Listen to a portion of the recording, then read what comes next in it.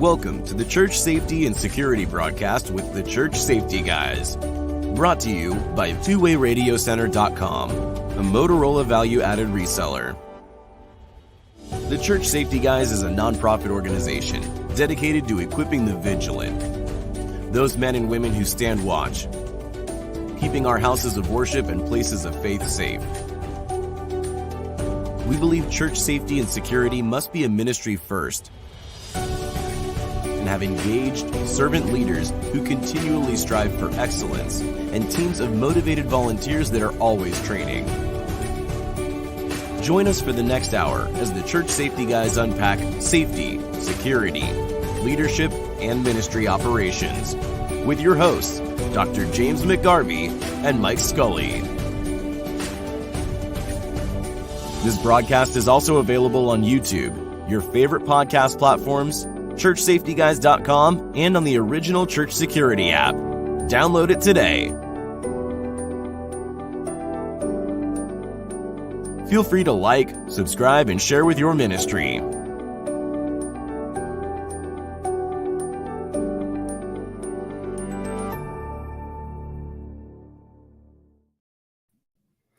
Well, hello, and welcome to the Church Safety and Security broadcast with the Church Safety Guys. I am James, and once again joined on this fine Sunday broadcast by my co-host, Mike.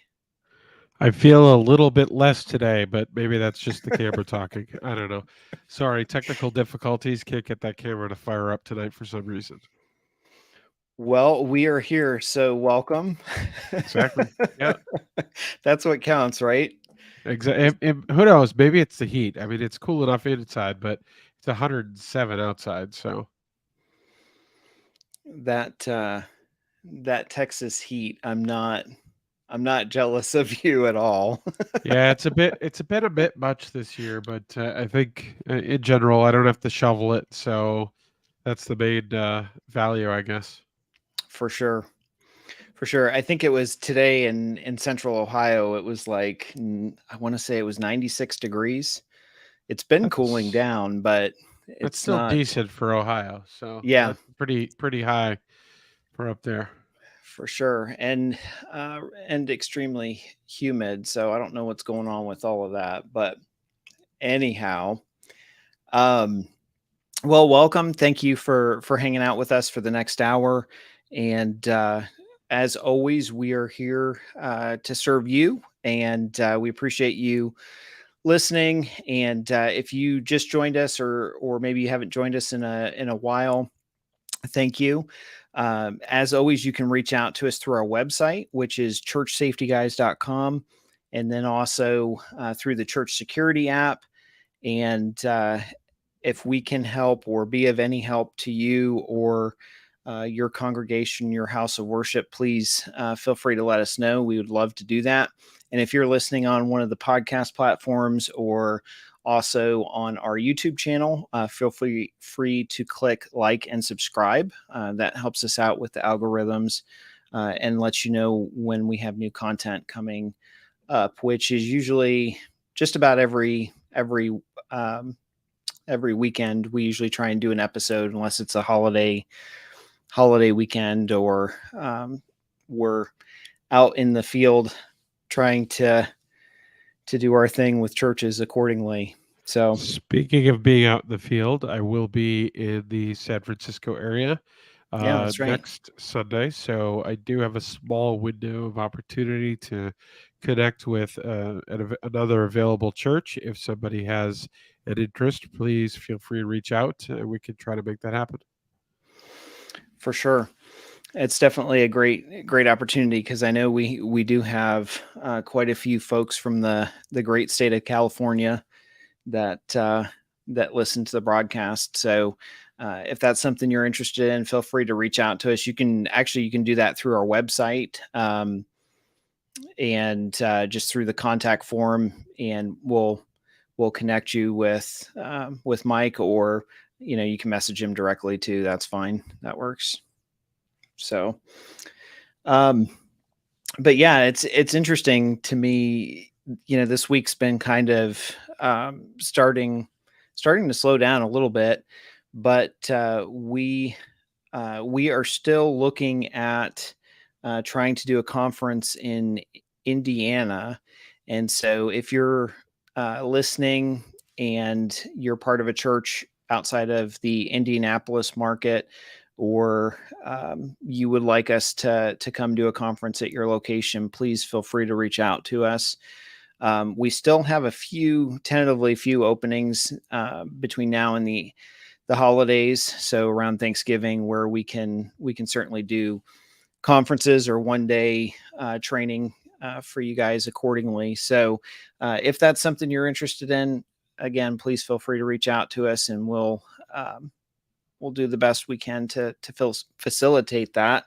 At the moment, we're almost done putting the website together, but just to give February a shout out, February 24th, we're actually going to be doing a conference in Lakeland, Florida, and that will be a one-day conference that is geared towards youth and children in the church and places of worship, and protecting them and creating a safe environment. And so that is going to be a one-day event, February 24th. And so we'll have tickets and whatnot available here shortly. But that event, I think we're going to have probably 4 or 5 speakers there. And we're doing that in partnership with the Better Protectors Group, and then also USCCA, and also the Evangelical Child Abuse Prevention organization, so ECAP. They'll be there and giving ministry highlights and guidance for ensuring in this present day and age and culture that your children's ministry is safe, and just helping you with best practices for that. So I'm looking forward to that. I think it'll be a good day. And I will say it's very limited. The church that we're using is on the smaller side. And so when we open that up, which should probably be in the next week or so for tickets, those are going to be very, very sparse, and they go very quickly. So, but anyhow, anything else you want to add, Mike? No, I think that's great. I'm glad to see that, we're coming back into the fall here. I know a lot of churches do kind of back to church Sunday and get to the kind of picking up at different churches yet again after the summer, with certainly different areas that are very touristy. You get that fluctuation, etc. But with school starting back up, I know my son started this past week. My other kids will start this week, so it does tend to be a kind of a ramp up, if you will. So take that seriously. Know that you're going to potentially have an influx of folks coming to try and check out churches as they get their fall routines underway, and so you may see some fresh faces, and that's a good thing.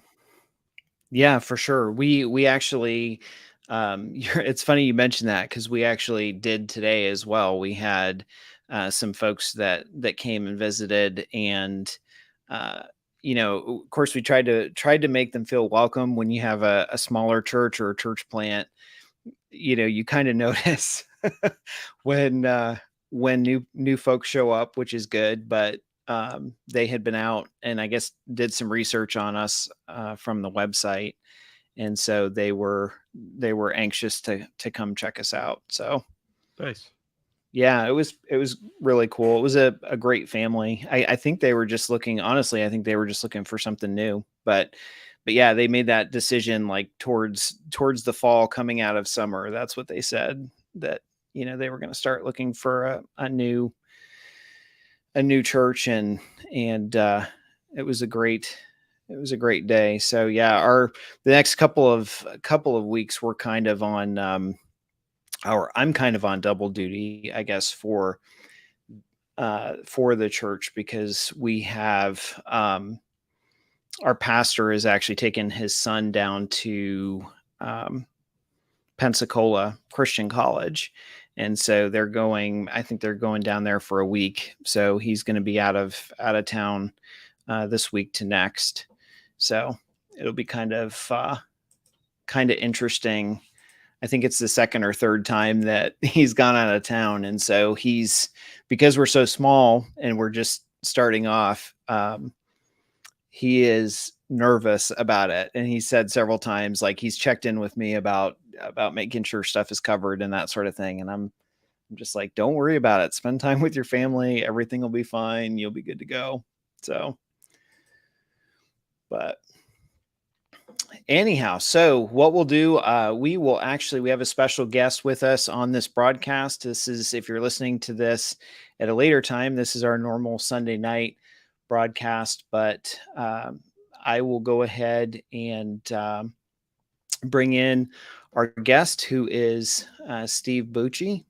And let me pull him in. And Steve, welcome. Thank you for having me. It's a pleasure to be on with you. So thank you again. Yes, we appreciate you joining us. Thank you so much for hanging out. And I kind of reached out and I connected with you because of your involvement with the Heritage Foundation. And I know you kind of beyond that. I'm just kind of looking at the Heritage's website here and trying to pull it up, but you have really an amazing background with national security and with the military. And usually what we do, Mike and I, again, neither of us have ever served in the military, but I come from a large military background, and I currently work work Monday through Friday, work for the Defense Department. So it's definitely something we appreciate, and we love having veterans come on. But we always take the first opportunity and say thank you for your service, and we appreciate that. Well, you're very welcome, and I just remind everybody, keep praying. Us old guys aren't doing it anymore, but there's a lot of young men and women still out there serving in Sure. a lot of not fun places, doing things that they would rather be doing something else. So we just keep holding them up in prayer. That's where we really need to focus. Absolutely. So if you could, we can just start with your background, if you would, and then maybe kind of explain a little bit about the Heritage Foundation and what you do with them. I have a feeling that was more of a retirement position, and you seem really busy. Like maybe you didn't retire. I like to tell people I've now failed retirement about 4 or 5 times, and the retirement I'm in right now is frankly exhausting.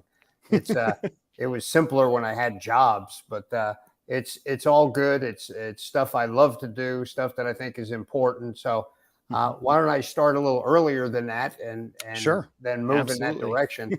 I grew up right outside New York City in Westchester County, just north of the city. That's why I don't talk like people from Texas or Ohio, or definitely not like the folks from Michigan where I live now.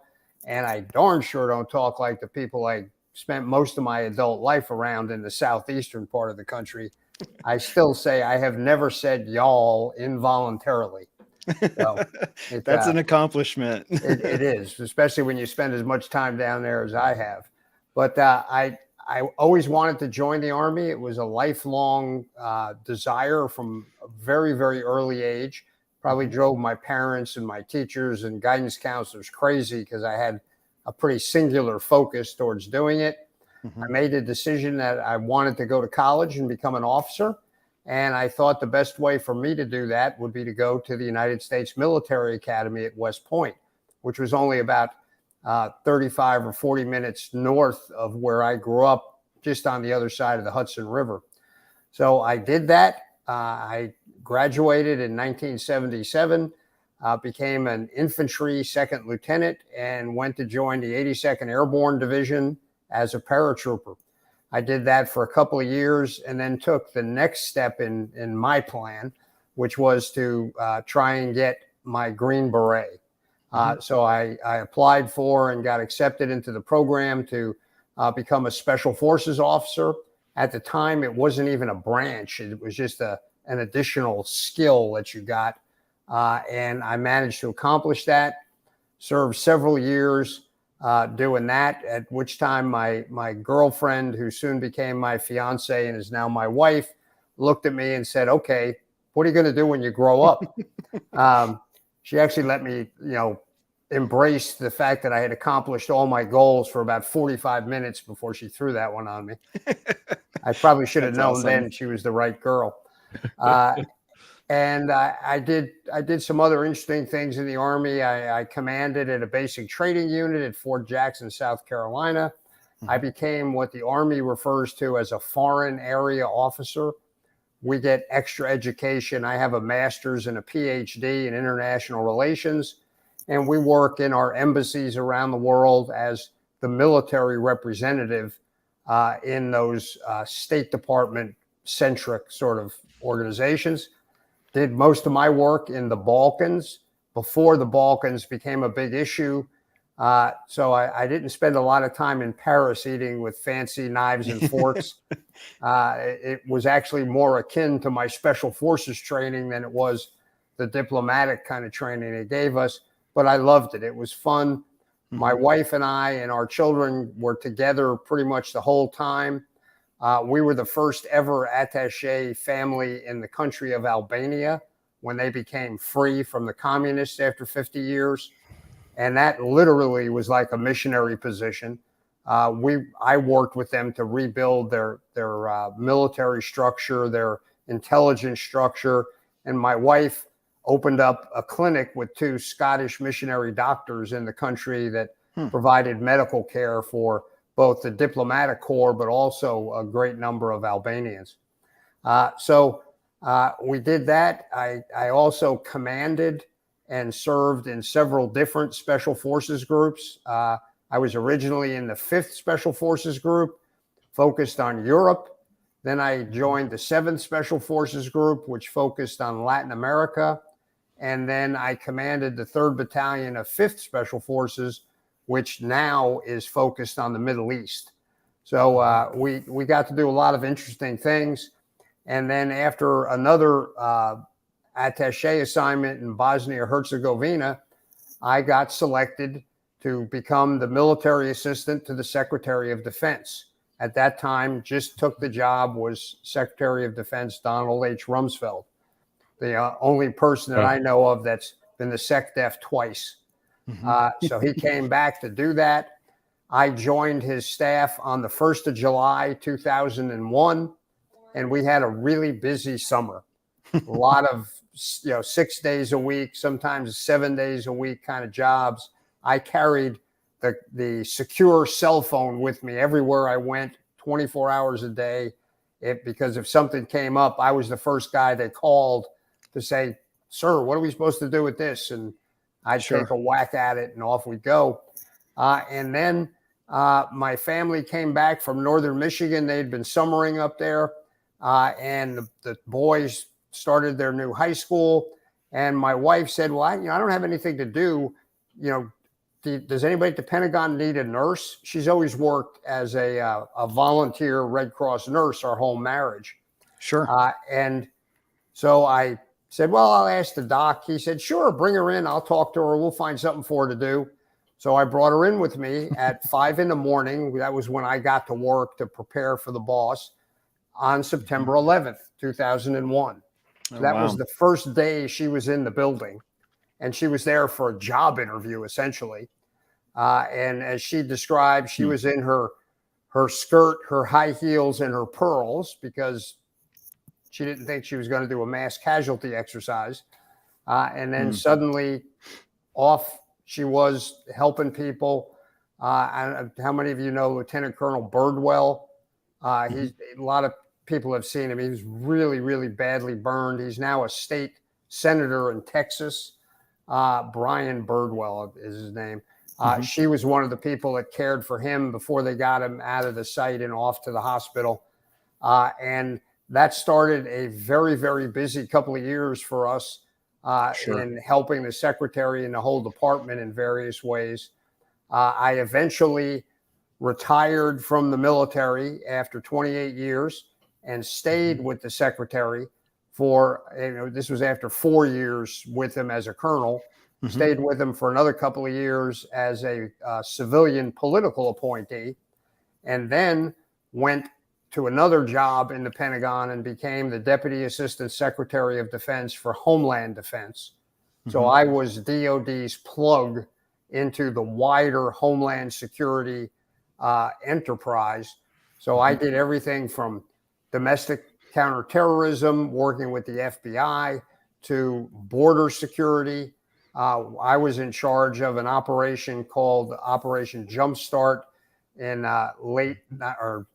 latter part of 96 to the beginning of 98, which had National Guardsmen all over the southwest border helping the Border Patrol. Did hurricanes, wildfires, all that kind of stuff. That was all in my bailiwick. Fantastic job, sort of unarguably a positive thing for our nation, trying to help out. And interestingly, DOD in those situations is always in support. We got the most stuff and the most people, but we're not the people responsible. So we're there to support. And that was a little tough for some of our senior officers who might show up wearing 2 or 3 stars, and they realize they've got to report to Police Chief Smith of the town that's been hit by the tornado, and they're taking orders from him or her. And it really was the beginning of a change in the culture of DOD to understand that we have as much applicability domestically as we do internationally. But boy, we wear a completely different hat when we're doing it. So I did that. I eventually left the government in 2008, worked for IBM for a little while doing cybersecurity stuff. I'm not a geek, folks. I did the policy part of it. I was the one they sent to talk to other old guys who didn't get it and needed somebody that looked like them to convince them they really needed to do something. And then finally, in about 2012, 2013, I went to work for the Heritage Foundation, a conservative think tank in Washington, D.C. And for the first time in my professional career, I was supposed to talk to people. I was supposed to go on radio and TV and go before Congress and not have all of the rest of my chain of command in panic that we were going to let some cat out of the bag. So I loved doing that. It was enjoyable. It was a great way to continue to contribute to the security of our country. And that eventually led me to get involved more and more in security. I started to do that. I did a lot of it in the military. I worked with the people who protected Secretary Rumsfeld and people who protected all of the big shots over in Iraq.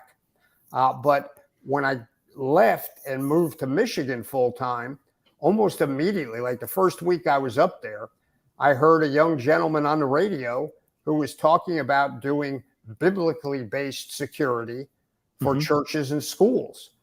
So that really intrigued me, and I contacted him and worked with him for a few years, doing assessments for churches and schools, teaching, training them, teaching them techniques that wouldn't eliminate risk, but would at least mitigate it in a way that was meaningful. And I've continued in that, and I realized the other day, I sort of counted from when I started that. I was thinking it was like 2 or 3 years ago. It was actually 7 years ago. So I've been doing this stuff for quite a while. And then most recently, where I met John Riley, who I think was who gave you my name, James, was at a conference of an organization called the Faith-Based Security Network. And I spoke at that conference talking from the standpoint of a guy who does some teaching and outreach to other organizations, but also runs the security team for my church. And it was a different view than some of the other speakers. I don't think it was anything earth-shattering, but coming from someone else who's doing what these folks were actually doing, the attendees, I think it was effective. And I, interestingly, your whole premise of your podcast and your ministry here is to talk to people from all the different parts, Sure. the churches, the schools, the police, the other government officials. I'm also now in September going to be speaking to the Michigan Emergency Managers Association about what our church and school does. We have a Christian school connected to our church. And it's interesting because people are no longer going, oh, those are the crazy religious people. Sure. They're all off on the edge, when they realize that we're not, that these threats are potentially real. We've seen it over and over again. And that by networking the way we are, by things like your broadcast, people are taking a serious professional view of this threat and how we have to deal with it. I'm not discounting police, and I know you're not either. Sure. We'd be thrilled if the police were around all the time to protect us. But ask any policeman who's not doing a public address, he's talking face to face with you, and they will tell you, look, we're going to kill ourselves to get there when we get that 911 call. But, nobody has the Star Trek transporter technology yet. Sure. And for instance, we live in Emmett County in northern Michigan. There's a ton of acres of ground those poor guys have to cover, and they may not be parked right outside your church. So you really have to have something in hand to do until they get there. And the work that I've been doing, most of the law enforcement agree with that. They want to be a part of the planning so that it can be synchronized and coordinated, but they recognize we have to protect ourselves at least for that vital 2 to 5 or 7 minutes until law enforcement can get there and what they do so well. 100%. Steve, the emergency management piece that you were mentioning is actually how I got involved in church safety and security. I was involved in emergency management in my community in Massachusetts before relocating to Texas. We did active work around emergency preparedness, response preparedness, etc. But also we're involved in kind of active situations, doing assistance with local law enforcement with their active shooter trainings, things like that, working across the state. And so that's how I got much more deeper involved in situations like that. We acted as kind of a fiduciary arm as a planning committee for Homeland Security as well in the state. So served in that capacity. And I've seen how emergency management definitely has tie-in to the church world, not just in the preventative, as you were talking with the police side, but in the circumstances that are you preparing that when and if something does happen, do you have the ability to manage a mass casualty event or some large scale event or some sort of, how do you clean up the pieces after that recovery phase? And so we're looking at, what does that look like for churches? Are you prepared? Do you have somebody who could potentially serve in the capacity as like a public information officer? Have you even encountered that? And all the different details on what emergency management entails. It really is important, because the other aspect is not just the churches being able to take care of themselves, though that's a huge ministry in and of itself. It's that the churches form the basis for so many of the folks who are going to be willing to help other people who are caught in a bad situation, either locally for sure, but also in some cases, we have people, every time there's a hurricane in Florida, or on the Gulf Coast, they're packing up from northern Michigan and heading south to try and help. When I was still in DOD, we had a lot of debates with FEMA saying, look, these people are going to show up. If you don't want them to just get in your way, then you need to help organize them or show someone else how to organize them so that they're value added. You don't want them showing up in Florida with wool blankets. They need different stuff, and they'll do that. And I had one fella from FEMA who said, well, they might show up for a tornado or a hurricane, but if an improvised nuclear device went off, they won't show up. I said, dude, you are wrong. These are people who are going to be willing to sacrifice themselves to help others, sometimes to their own detriment. And particularly, why do you want to waste this asset and make them seem like they're a hindrance to you when they can actually be an asset in tremendous ways? They're not going to replace FEMA's professional, stuff coming in. Sure. But boy, there's a lot of tasks volunteers can do and do very well that then frees the pros to do the more difficult tasks that might be out there.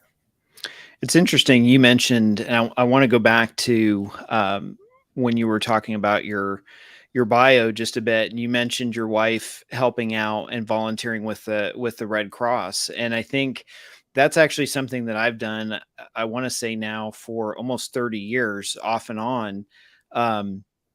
And I'm actually a disaster chaplain for them. So I will respond to different scenes and actually do the same for the DOD. I'm a DOD chaplain, and oftentimes in supporting, I've been pulled to teams when different things have happened, where we need supplies or we're supporting in that supporting role you mentioned. So I definitely can understand and relate to what you're saying. But I think that with the Red Cross piece of it and helping churches, one of the things that I noticed when I started doing that and going down that road of trying to be helpful was that even they were having, as like a nonprofit or a public safety type organization, they were having challenges connecting with local churches and, with local law enforcement. And so one of the things that I did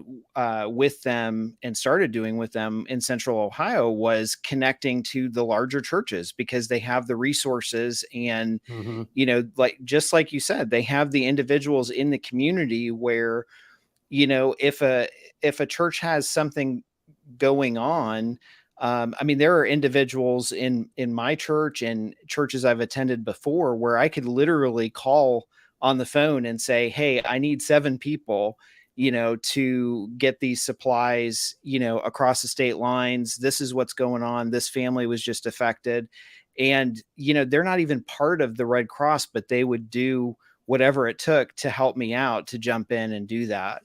And so I think that, it's interesting, because I think perspective wise, I certainly remember September 11th. I remember the cultural atmosphere of what it was and what it became, what the country became after, from the standpoint of everyone stepping in to serve and to help. And I think, in a sense, I think we've kind of lost some of that over the years because of not being there, maybe not because we weren't, like, my kids weren't there to see what happened. My oldest daughter was just, I think, 1 or 2 at the time. But I think that camaraderie, or the I don't know, the connection of, hey, let's come together, let's work together to solve these problems.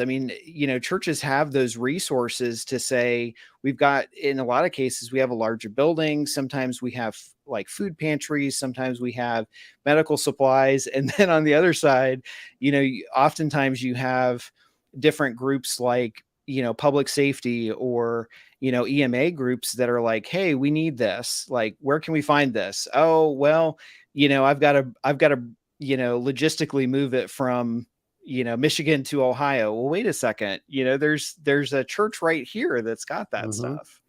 And so, really the networking between churches is important as well. Sure. If you might have it in your church, but a pastor somewhere else that's closer to the area that may have a similar capacity, and you can say, oh no, we don't need to move it. I can give you the name of my buddy. He's right there. In fact, I'll call him and let him start getting ready.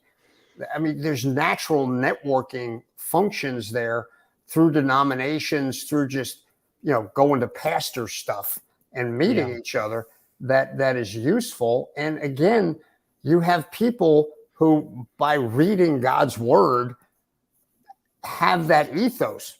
We probably could use some more, but it's there, at least in some of the folks inside everyone's church. It's a natural place to go to look for that capacity, whether it's the tragedy of a shooting or a flood or a tornado or any of the things that can happen. We really need to, we used to depend almost solely on the community for doing this stuff. Sure. And now we depend almost solely on the government. I think we need to get some balance back where the government does what the government should do. They've got big capacity and big abilities, but they don't know that individual community. They don't have the personal connections. So we don't need to have churches or other community organizations cut out. We need to have them working together in a unified fashion when there's a disaster in a community. It's the best way to approach it. And it's something that's quintessentially American. If we would just go back to it. Yeah, it is kind of hard to go through that as well. You mentioned earlier, that you felt like we were a little bit different in our focus, and that's as far as our ministry goes in the church safety guys. And that's really, I mean, we started back in 2018, but part of the reason that we felt there was a really a hole in that connective piece. And we felt that, where churches should be prepared, at the time, a lot of folks were saying, hey, train for active shooter. Well, that's great. I mean, the most recent FBI statistics show we're seeing, I think it was over the last 10 years, we've seen a 35% increase of active shooter situations in churches or houses of worship across the United States. So that's an important thing that we've emphasized. But what we've also emphasized is, look, we have seen where churches that have, safety teams, they're prepared, they're more supportive in their community. They have more of a positive impact in the community with law enforcement and public safety. And on top of that, in somewhere in the middle of all that, we all got thrown into COVID, where, that's, quadrupled the mental health concern in the country. And so, generally houses of worship, regardless of the denomination, will offer, guidance and say, look, we want to support your family. You live in our community. Come here. So we can help you, so we can support you. So with that, now we've brought in all these folks that, again, have the mental health concerns and are coming in with baggage and everything else. And it's like, okay, so being the church, we need to be proactive instead of reactive. So what is something besides just active shooter that we should be, prepared for? So that's kind of been honestly, our focus is to say, look, when we talk about the biblical mandate of, Jesus, when Jesus came to the earth, he basically said 3 commands. And one of those 3 commands was to create disciples and to disciple others. And so discipling and teaching are pretty synonymous. But as we help churches and, we kind of go through some of that stuff, that's been our focus, to say, look, you know what? We have this model, you can see how this model contributes back to the community in a better way than anything it has before. So as we all work together to accomplish the same thing, maybe it will bring back some of that Americanism and some of the, the patriotism of saying, I'm concerned about helping, my neighbor at this time. I hope it does. Clearly, everybody worries about active shooters, and that's a catastrophic event. As from a military standpoint, we always talk about the most dangerous threat and the most likely threat. Mm-hmm. And active shooter, blessedly, is not the most likely threat that a church or a community will face. But when it does happen, it's serious and it's devastating to the people. But the same kind of methodologies, the same kind of teamwork, the same type of organization that you have to prepare for and be ready to deal with an active shooter can be applied at that other 95% of things that might go on in a church's life and the life of their flock to be of benefit. It's just, there's no downside to preparing for it if you do it correctly and you don't, get off on the edge and do silly things. But, the proliferation of good ideas, of reasonable ideas, of cooperation with authorities, cooperation with each other is happening. It's no longer a fringe activity. It's affecting denominations of every sort. I've done a lot of work with Jewish congregations as well as fellow Christians. And it's unwise not to do it. And you get all these other residual benefits within your church and to the outreach of that church to the community and beyond. For sure. Mike, did you want to jump in and add anything? Yeah, I actually wanted to take it, pull it in a slightly different direction. Steve, you had a great article. Happened to be talking about shooting related topics in my backyard in Uvalde, and kind of covering some of the things of what kind of went wrong, and without going specifically into that, because that's obviously much more a school, and we're not here to necessarily critique, but the learnings that you unpack there as far as what can be proactively applied to a church situation so that they don't become that sitting duck. Yeah, I mean, a lot of the principles that we talk about for schools, most of them are just as applicable to churches or even small businesses or other organizations. The first one is you have to act preemptively. You have to be on the lookout for things. And I'm not talking about trolling the internet, trying to be a private eye to find stuff out.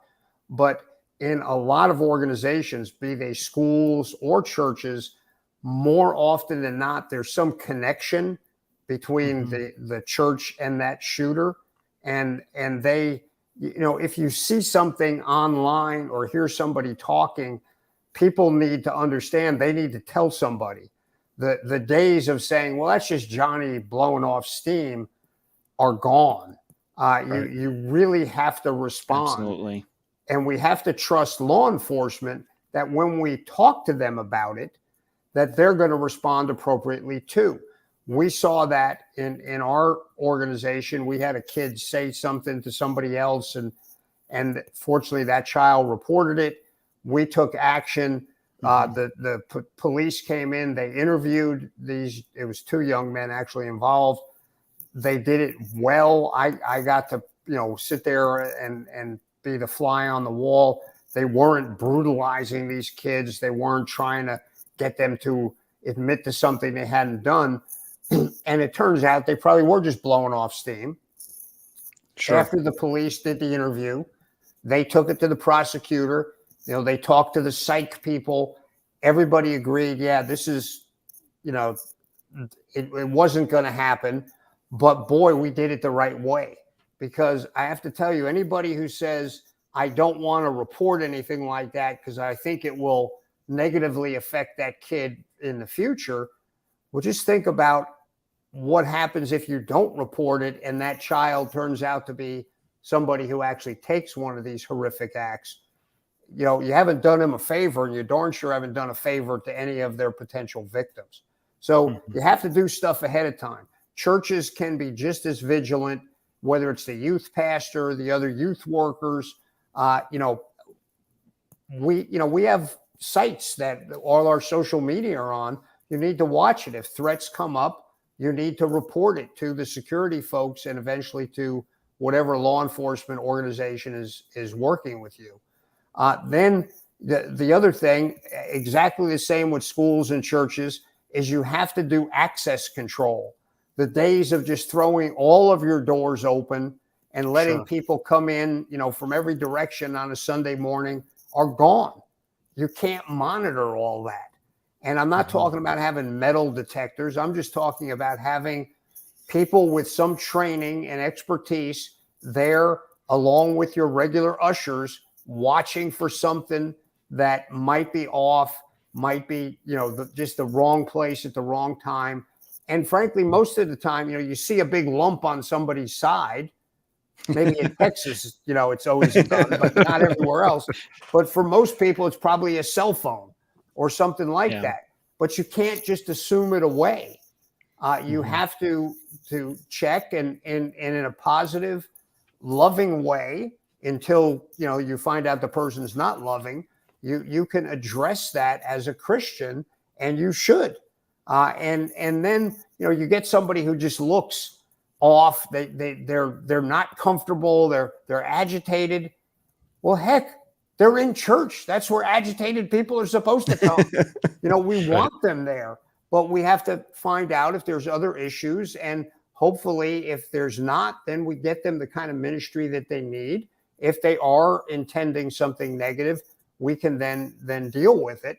And then I'll skip the lockdown procedures because that's a little more applicable to schools, though you have to do it a little bit with churches as well, but it's less of a big issue. Is you have to have some capability to respond on the spot. Now, I'm not saying how you have to do that.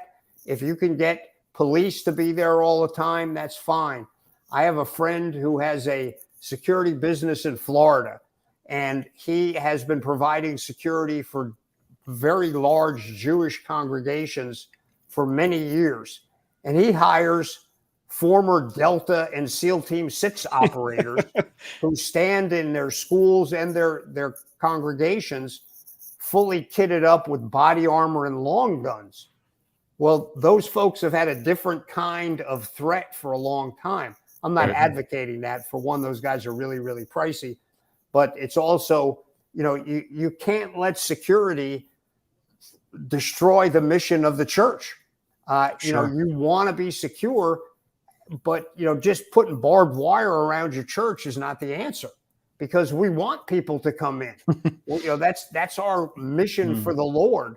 So the security ministry should never be a detriment to the overall ministry of the church. It has to be in support of it and done in a way, which it can be, that supports that, provides some comfort and a lot of protection for the rest of the flock without being off-putting to that new person that just walked in, like happened in your church on Sunday. We've had folks come in and ask, do you guys have security here? And we don't give them the details because we don't know who they are, but say, yes, we do. We have security. And oh, good. That makes me feel better. I'm okay with my family and my children being here. So you have to be able to do that. And for goodness sake, you've got to coordinate with law enforcement. Don't be the Lone Rangers thinking, well, we got this. We don't need those cops. Yes, you do. And you want them.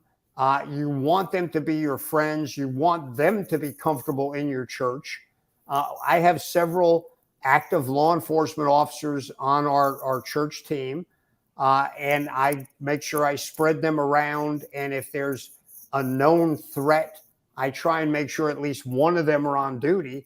So I told my one friend, I said, look, Scott, if something starts to happen, it's a lot easier for you to just say, I'm Lieutenant Scott, whatever, from the state police, you're under arrest, than us dealing with it. Because those guys are never off duty, but you want them coordinated with what you're doing. And it's really critical. The police are not our enemy, folks, as Christians. The police are on our side. And as long as you communicate to them that you're not mavericks and doing some crazy stuff, they're more than happy to work with you.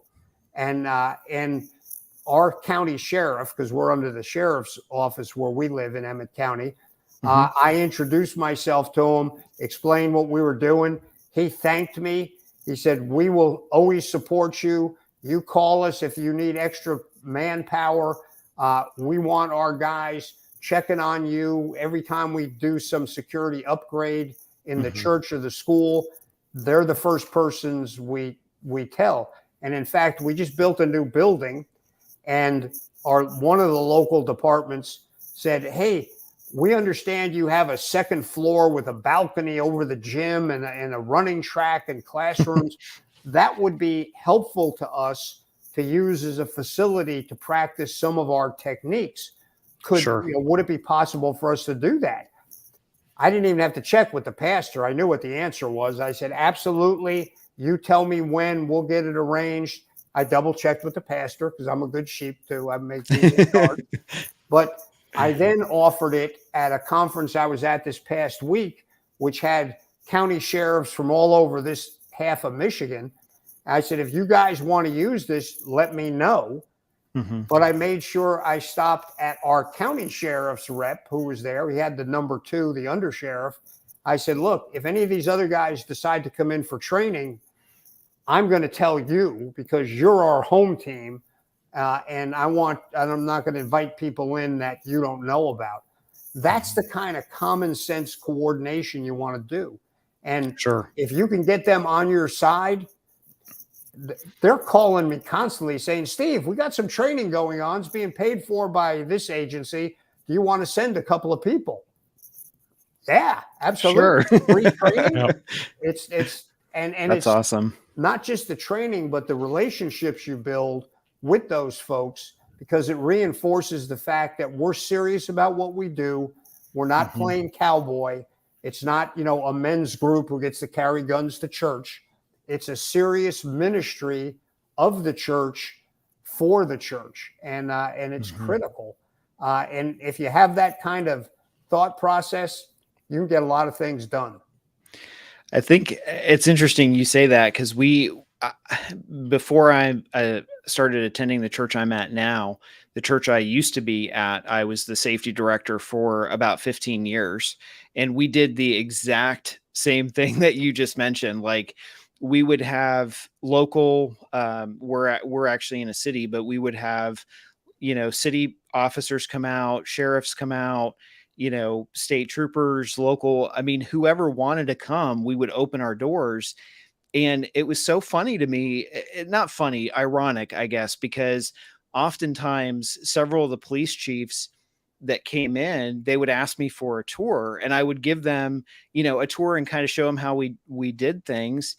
And they would just be like blown away. They're like, I don't understand, why you got like, this isn't like you said, it's not a group or a club. This is a well-maintained ministry and you guys take this serious. And so oftentimes, we would allow them to use our sanctuary or, our fellowship hall to practice, whether it was active shooter or just a new, different building that maybe not everyone knew the details of.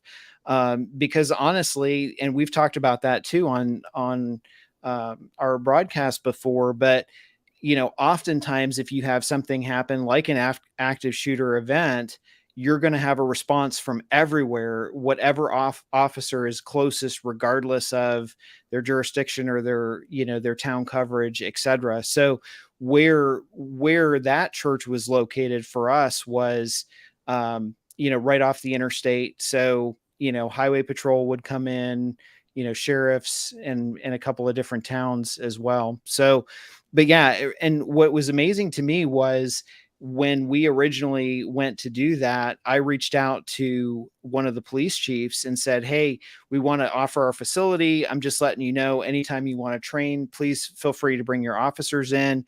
Anytime someone's here, you're welcome to stop by. We'll get you a cup of coffee and, or let you use the restroom for a restroom break, and he was just speechless. He was blown away. He's like, I've never had anybody ask, offer that. And I said, I was kind of shocked, but I said to him, it's funny to me because the area that we were in has so many churches and so many opportunity, but it's not being taken advantage of. And, so it's honestly, it's developed a relationship with us and that agency to the point where one of the pastors at that church was recently brought in as a volunteer chaplain for the agency. And they hadn't had a chaplain in that police department since I think the 60s. And so they reached out to the church and said, hey, we have this relationship with you guys. Could you come in and help some of our officers with, with the mental health piece and, and some of the things that we deal with. So it really just opened up this amazing opportunity to partner with them and, and help them and support them as a community, together. And I think sometimes, probably more often than not, I know Mike and I see churches that, when we suggest something like that, it just kind of like we get the deer in the headlights look, it's like, I don't really, how are we supposed to do this? And so I guess it's trying to remove some of those barriers of how we've done things for the last, 30, 40 years to do something better and different. I don't know. Yeah. And the related to that, when guys and gals, I have gals on our team too, who are doing security, you don't have to look like the bouncer at the nightclub. Sure. You can be very vigilant and still say hello to people, welcome them as they come in. You're not the ushers. So, if somebody comes in carrying something, you shouldn't run over and help them if there's somebody else to do it. You're paying attention. You're on guard duty. So you have to pay attention, but you can do that without acting like, you're some intimidating thug. That is not what we're looking for in God's house. And people, so that augurs for picking people who are mature enough to understand that and who can do that. And I've found it actually to be quite easy. And a couple of times when we've had people who did not, exemplify that, a little training and talking to them, and they weren't trying to look mean. They just thought that's what you had to do when you were on duty. And they realized, no, you can be very nice. In fact, you're going to get more information when you act nicely than when you act like, you're some big meanie. That's just not appropriate. But it's important. You've got to work together, and you have to be open to ideas. Don't ever discount. You don't just need the 6'4" guys with the big thick necks that look like athletes. You need people that everybody's comfortable with. We have a couple of our ladies who always volunteer for the kids hallway. That I pity any bad guy who ever tries to get down here by those kiddos when they're on duty, because they take their job very, very seriously. And even someone who's maybe not physically able to do the actual duty of the security person, but they're really good at smelling a rat in a woodpile. Or they're hearing from the Holy Spirit very well. Put them on the team. They don't have to go tackle a bad guy. But if they go, hey, Steve, that one, that's worth $1 million in a situation. So, people need to open their apertures pretty broadly when they do this. It's not a science, it's an art. But there's a lot of data out there available to us for a lot of years that make this very, very effective in doing what we're supposed to do, which is protecting the flock. For sure. Mike, did you want to add anything? I know we're just about out of time, unfortunately, because I feel like we could carry on with this conversation for a long time. I was going to say, I feel like, Steve, it's like we've known each other for years, because a bunch of the points you just made is exactly like, it's like you're reading from a script, but we know you're not.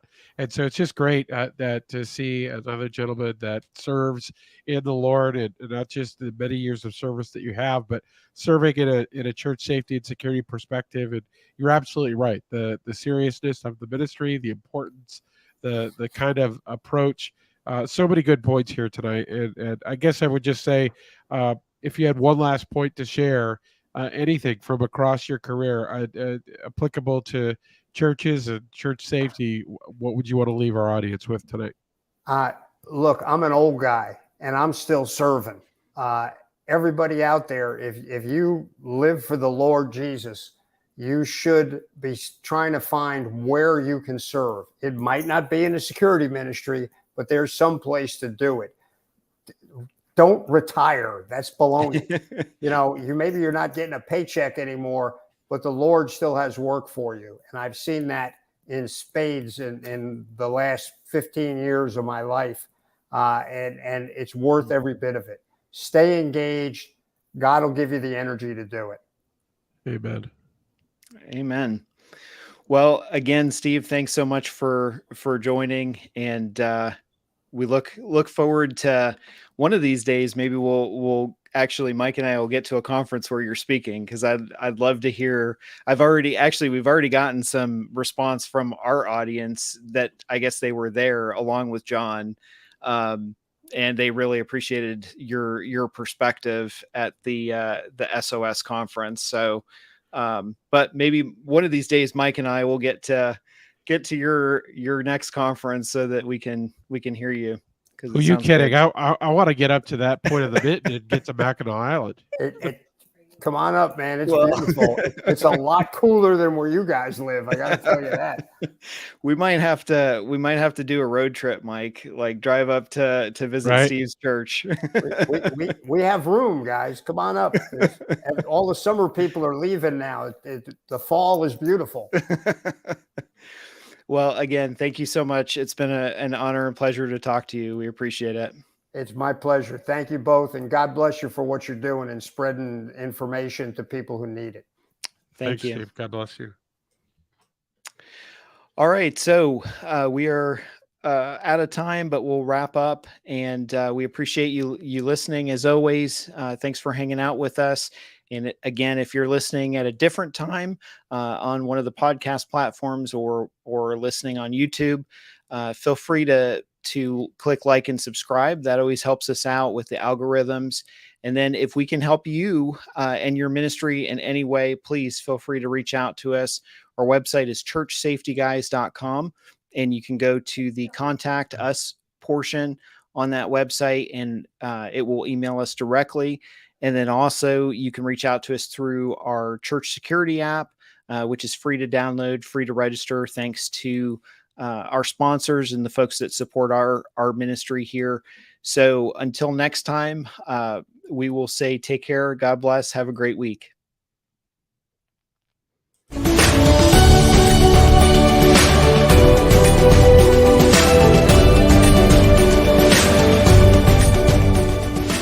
Thank you for joining the Church Safety Guys broadcast, brought to you by Vigilant Impact. We hope that you found it informative, and we appreciate your feedback and interaction. Be sure to share our broadcast with your teams, join the discussion online, and connect with us on social media or at our website at churchsafetyguys.com. For other great ministry resources, download the Church Security app. Remember, keep a servant's heart, a mindset of ministry, and semper disciplina. Always be training. Have a blessed week.